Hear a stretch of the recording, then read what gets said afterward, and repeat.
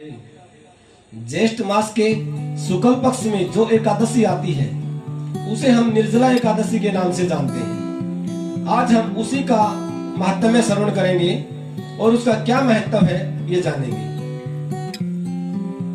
ये पांडवों के समय की बात है जब माता कुंती और चारों पांडव भीम के अतिरिक्त सभी लोग एकादशी का व्रत करते थे और उन्होंने भीम से भी आग्रह किया कि आप भी एकादशी का व्रत किया करें, अन्यथा जो एकादशी का व्रत नहीं करता उसे नरकगामी होना पड़ता है।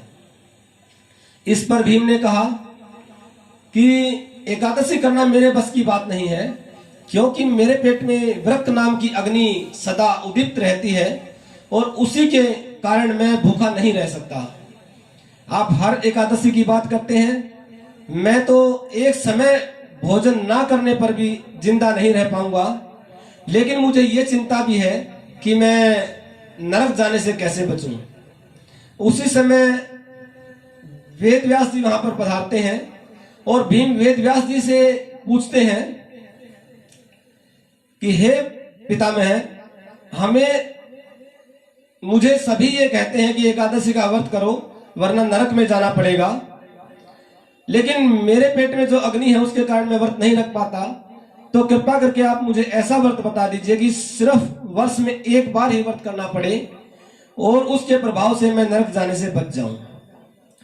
तब वेदव्यास जी उसे समझाते हैं कि हे भीम, जो ज्येष्ठ मास के शुक्ल पक्ष में एकादशी पड़ती है उसका नाम निर्जला एकादशी है, और अगर तुम उस एकादशी को सिर्फ आचमन जितना जल ग्रहण करके रह सकते हो तो तुम्हें 24 के 24 जो एकादशी होती है एक वर्ष में उन सब का पुण्य फल प्राप्त होगा और आप नरक जाने से बच जाएंगे।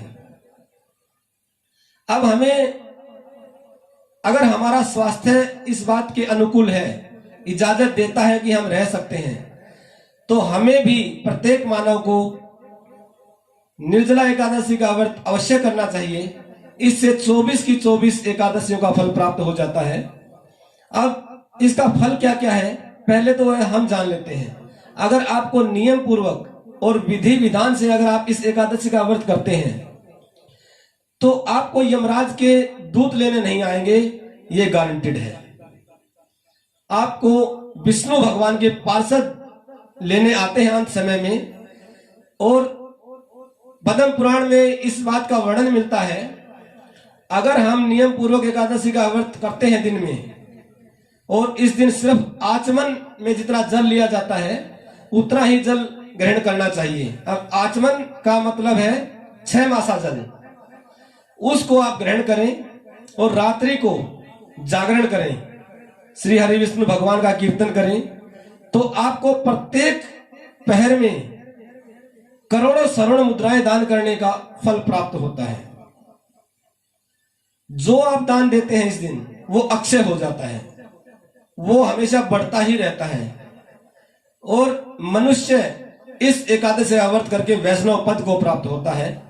अब हम सब सोचते हैं कि फल तो हमें सारे मिल जाए, लेकिन इस फल को प्राप्त करने के लिए हमें क्या क्या करना चाहिए। इस व्रत को करने से बहुत बड़े बड़े सुमेरु पर्वत जितने अगर पाप हो रखे हैं, इतने भारी पाप भी हैं, तो आपके वो भी नष्ट हो जाते हैं। ब्रह्म हत्यारा, शराबी, गुरुद्रोही, चोर इत्यादि ये सब पाप इस एकादशी के करने से भस्म हो जाते हैं।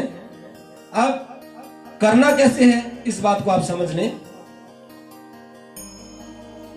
वेदव्यास जी भीम को बताते हैं कि जब सूर्य वृष राशि पर हो या मिथुन राशि पर हो, और सबसे पहले ये बात ध्यान रखें कि आपका स्वास्थ्य इस बात के लिए आपको इजाजत अवश्य देता हो, तो आप निर्जला रहकर सिर्फ आचमन जितना जल ग्रहण करके इस एकादशी का व्रत करें।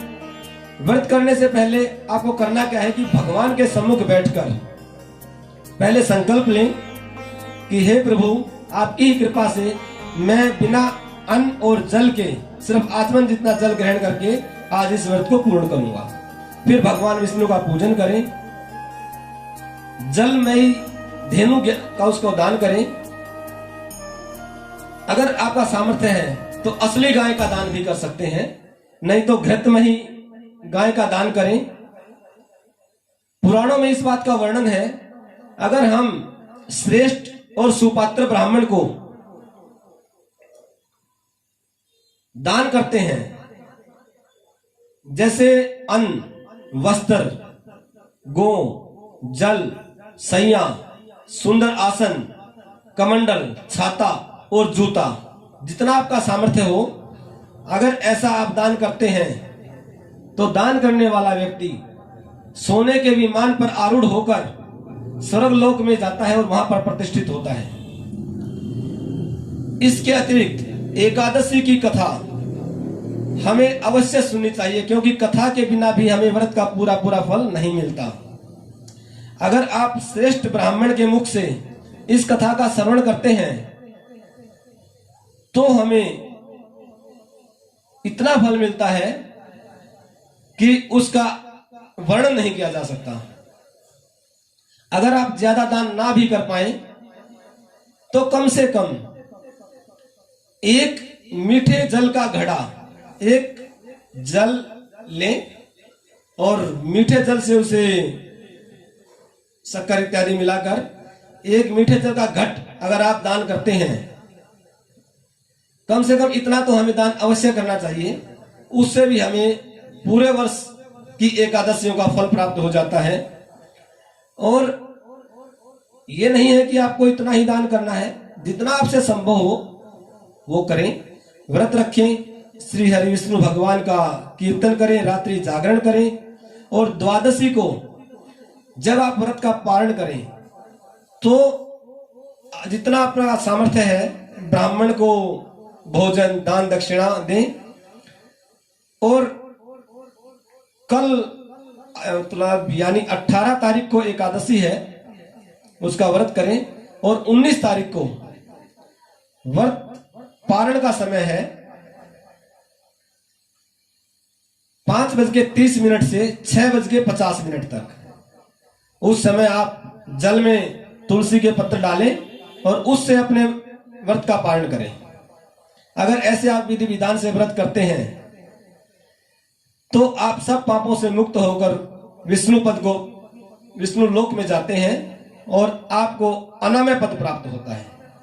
बोलो श्री हरि विष्णु भगवान की जय। जय जय श्री राधे, जय जय श्री राधे, जय जय श्री राधे श्याम। हर हर महादेव। आगे भी महाराज जी के श्रीमुख से कथा प्रसंगों एवं विशेष उपाय को जानने के लिए महाराज जी के YouTube चैनल को लाइक, सब्सक्राइब और शेयर करें और बेल आइकन अवश्य दबाएं।